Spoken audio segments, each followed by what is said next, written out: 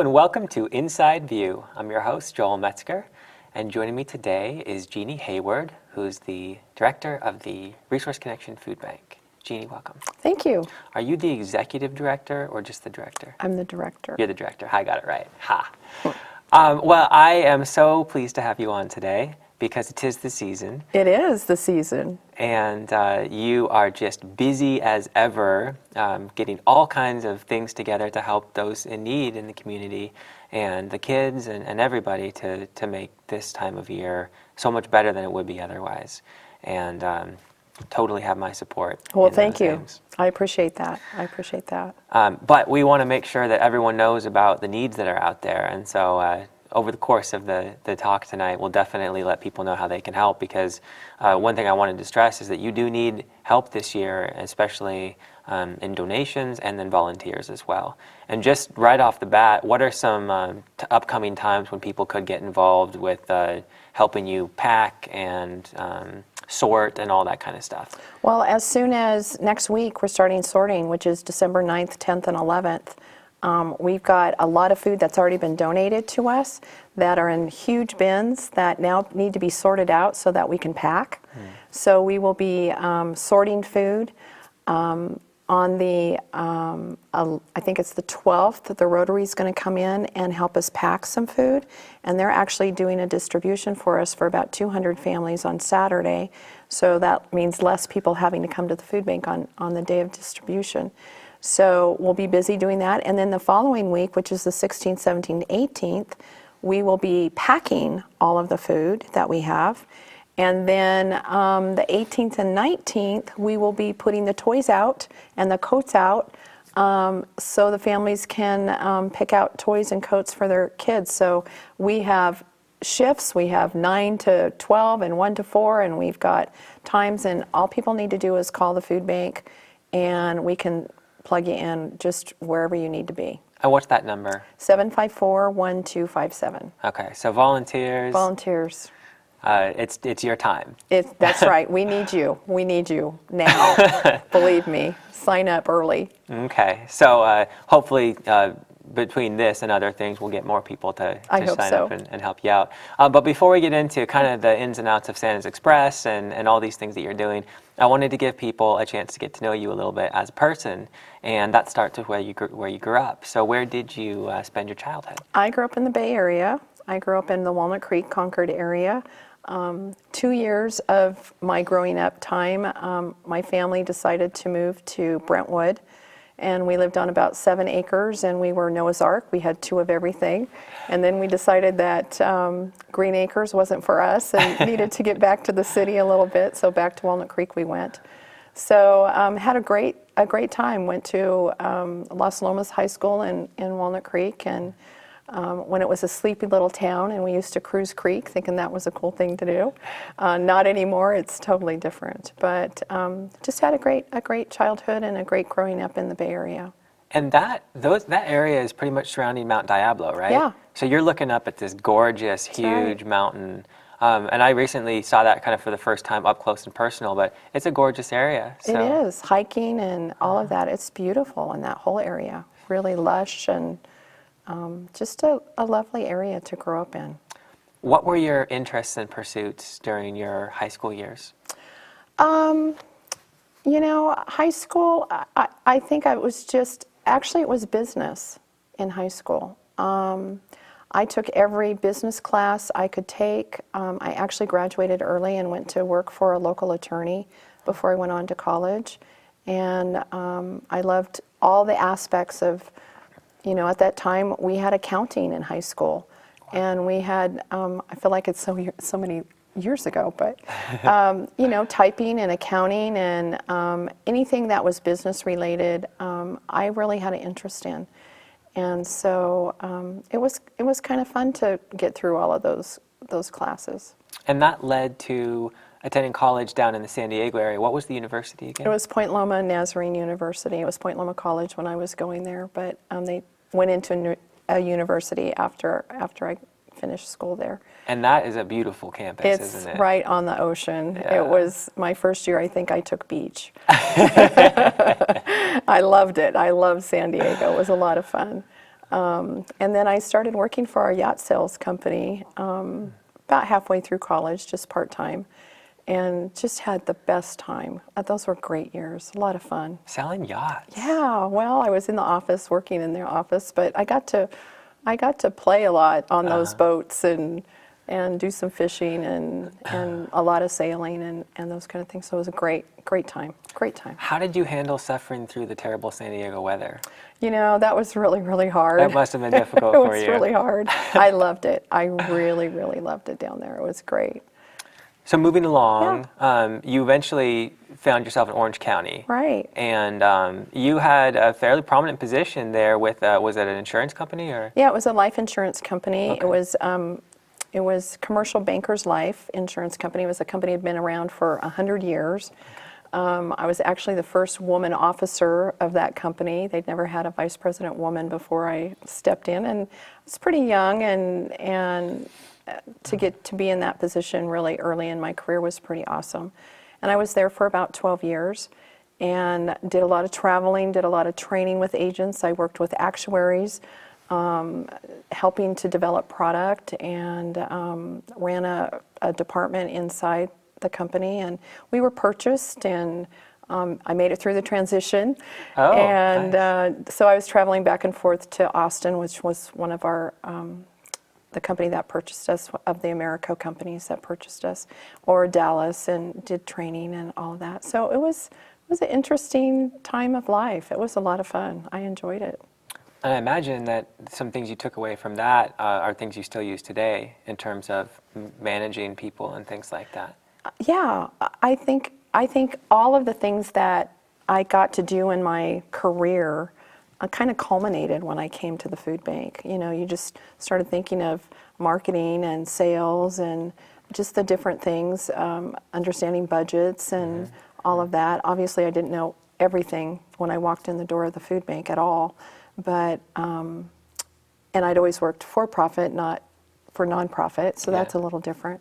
Oh, yeah. But way different. But it was interesting. It was to feel like there was pieces in my career that I could learn and glean from for this position. I felt like I was put in that position at the right time, that everything kind of came together at the right time. It was pretty awesome. And just to get people to where you did take that position as the food bank, due to change in life circumstances, you did come to Amador County and settle there. Very different than down south. Very different. And then, kind of per chance, you had your first interaction with the Resource Connection, and just walk us through about that real quick. Well, I started actually as a temp, if you could imagine, just working, taking over while somebody was on vacation, and working for Lynn Reed, who was the executive director at the time, and for about 5 or 6 weeks, and left never thinking that I would ever come back here. And sometime later she called and said, you know, could we get together and have a conversation about, you know, some projects that I'm thinking about. So I came back, and the project that she was thinking about was the building of the food bank, of all things. And so I really got to start on the ground floor of that, and it was delightful. It was really an awesome opportunity to work with the builder and the developer, and USDA was involved as far as they were the funder. And we had a community group of people involved in the process. And so my job was kind of to keep my arms around everything and just kind of keep us moving to finish the completion of the food bank as it stands. And it was a great experience. Is there any way that you can paint a picture of what the food bank capabilities and capacity was before versus now? Sure, I can. Okay. I really can. So if you can imagine an office, a little small office space that maybe had 2 offices and a little room for somebody to come into. And outside in the back of the office was a small little walk-in refrigerator and a small little walk-in freezer that had little covers over them. And a shed that had some places that you could put food in.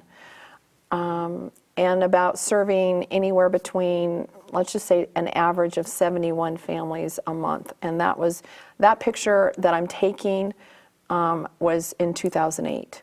Okay. And so if you take that with 71 families coming in a month. Many of the staff are working part-time. To the beginning of the recession. It was such a small facility that they had to turn food away because they couldn't store the food. And the board really had the foresight to say, we need to have a bigger facility for this. And I really applaud the board at the time that had the vision for dreaming about a food bank for the Resource Connection. And so the plans came to be, and we moved into a 5,300 square foot building with 1,500 square feet of office space and about 3,000 square feet, 3,500 square feet of warehouse. And in May of 2012, I'm just going to pick that month because it's important to see the difference between 2008 at 71 families. In May of 2012, 1,071 families walked through the door of the food bank. So when we moved into the building, we took off running because the demand grew so quickly. And it was shocking that every month was a record month. And it just kept growing and growing and growing. This year we're at the end of the year, so I don't know exact numbers yet, but I'm going to say that we either held steady till last year, or we might be a little bit less, but it'll be a very small little bit less. So we're serving right now about 1,000 families a month walking through the doors of the food bank, which is close to what we were serving last year. Wow. So that's a lot of people coming through the doors, and I'm not including any of our other programs. I'm not including that number in. We have 12 pantries in Calaveras County that the food bank services as well. So they come to the food bank to get food. And so they're serving people, and I don't count them because I don't want to double count people, just so that people get a really good idea. Then we do a commodities program for 360 families every month. During the summer months, we do our produce days. That's huge. Over 350 families every month come to produce days. So all of these different programs, last year we served 17% of the population of Calaveras County. I think it's going to be close to that this year. I'm going to say somewhere 15, 16%. Wow. And that's a lot of people in Calaveras County. That's over 7,000 people that was touched. They were touched by food, breakfast, lunch, and dinner from the food bank. So obviously, the food bank came at almost exactly the right time. It did. And thank goodness that you do have the ability to serve these people now, because in that small office with the small refrigerator in the back, Can you imagine? there's just no way. It wouldn't have happened. There's just no way. It just would not have happened. So we're very, I'm thankful that we were at the right place at the right time. I feel, that our community stepped up to the plate as well and supported the food bank. And you also stepped up to the plate in the time after the food bank was constructed and there was an opportunity. How did you go from project manager to director? Well, sometimes the way things happen are supposed to happen. And when Billy Westernoff, who'd been there for 20 years, and I'll tell you, she just did a magnificent job. I still run into her. I think she's a beloved landmark of our community for all the hard work that she did over the years. But she retired, and I just said, I want that job. I can do that job. And at the time, the board was really supportive of that and let me just walk in the door and take that position on. So I'm really grateful that the board was listening and hearing me and responsive to what I really thought I could do. And we've done a lot. We've done amazing things. We have a small staff. I say we're small, but we're mighty. We do amazing things and projects and programs and to serve our community. It's incredible. How many staff members help out over there? I have 3 full-time staff and through another program, our dental program, a half-time staff and myself. So we're small. And so when I say I need volunteers, I can't get food out without volunteers. But we also we do a lot of training programs. So we have people come in from different programs. We have a senior program right now that's allowing us 2 staff people about 20 hours a week to come in, and one's helping us in the office, in the warehouse, in our garden, and one's helping in the warehouse. And those kind of programs are awesome because we can train people in areas that maybe they've never had experience before and maybe be able to go and find jobs. We've had people leave us and get jobs at Save Mart, at Walmart. The stories are really incredible about the training that we've been able to do at the food bank and help people move up and get jobs elsewhere.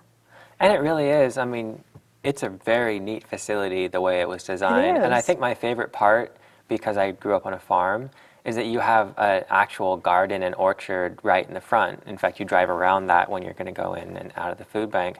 And that's actually in part tended mainly by, what's the woman's name? Bonnie Acosta. Bonnie Acosta. She's awesome. But She's also awesome. that food goes to people growing right there, right? It does.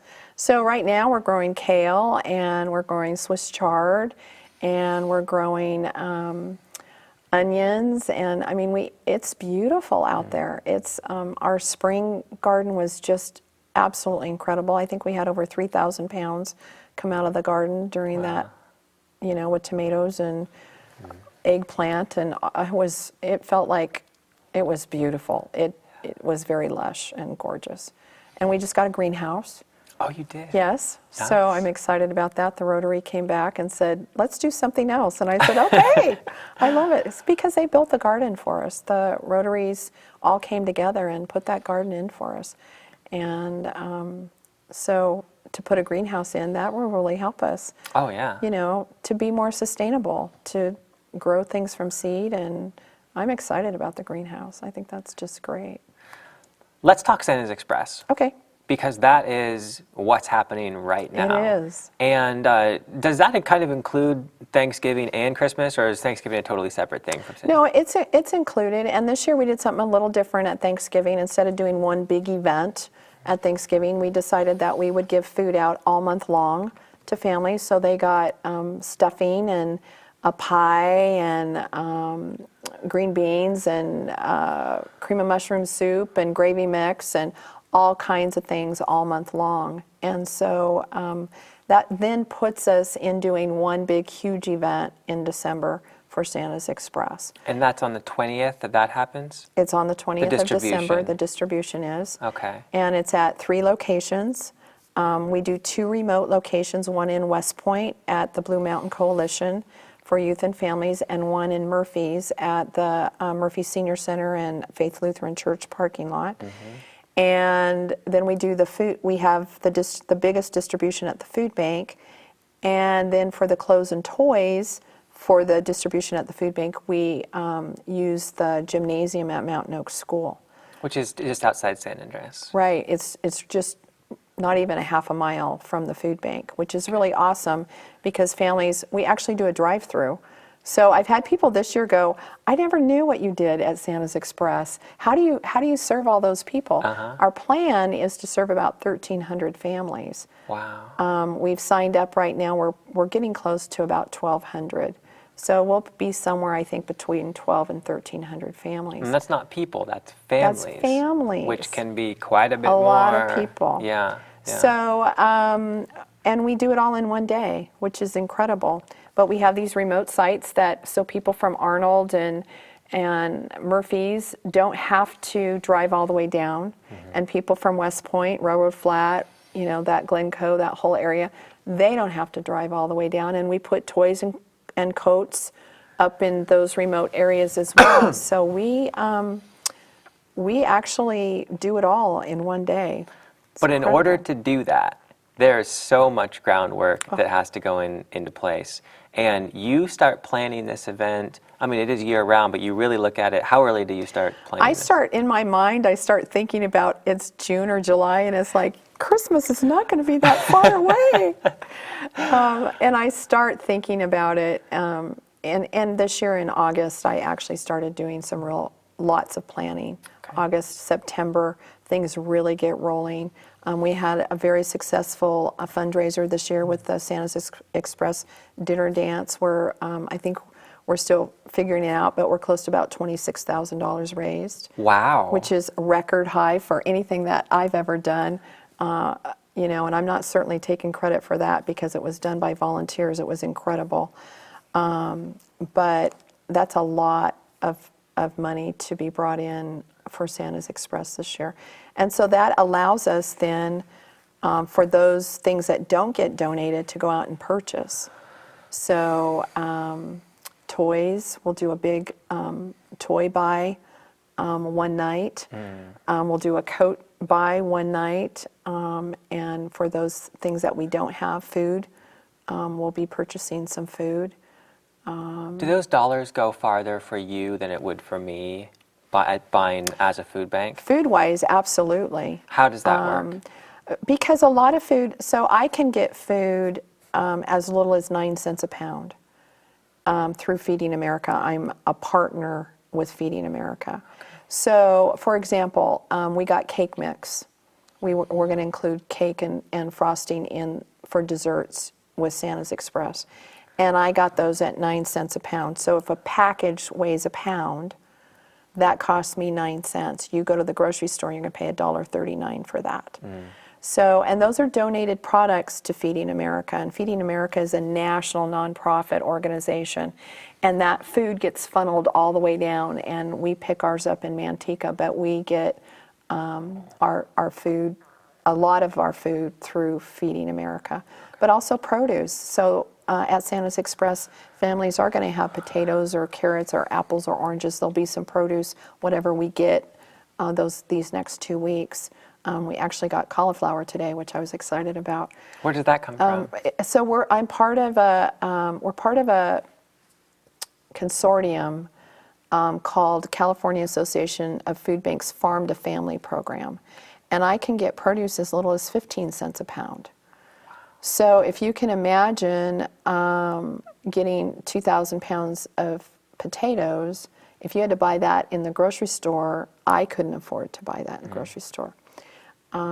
So I can make a dollar stretch pretty far but I don't, with Feeding America, it's not always the food I want, it's the food I get. Okay. So we do have to go out and purchase food. And I buy from the wholesalers where the grocery stores shop. And sometimes under certain circumstances, I'll buy from our grocers and they'll give me a deal. So, you know, I'll buy from our Val or Save Mart, or I call around and get prices and get the best deal. And they'll give me a break. The stores will give me a break. And sometimes it's cheaper because of the cost of gas to go further away to go pick it up. Sometimes I can get as good a price locally. Okay. So, and I can get pretty good deals. They're very generous with the food bank. But a big part of it is donated from the community. It is. And that's always been a huge thing, and you've always expressed just kind of like shock and awe almost of how generous this community is. What are some of the main programs that funnel food to you in the community? Well, during the year or for Santa's Express? For Santa's Express. For Santa's Express, the schools are huge. We get a ton of food from the schools. They do a big food drive for us. Avery Middle School did a bag drive right before Thanksgiving for us, which is awesome. Because guess what? We got to put the food in something, right? So we got, I want to say, over 4,000 paper bags from them. So I don't have to buy bags for Santa's Express. The schools are big. Grocery stores have our boxes. Businesses in the community have our boxes. And that's this box right here? And that's this box that you'll see all over the place. And we started a partnership with Calaveras Transit a couple of years ago. They came together with us at Santa's Express and said, we want to participate. So we do Stuff the Bus with them on a lot of Saturdays. This Saturday we're going to be at Save Mart.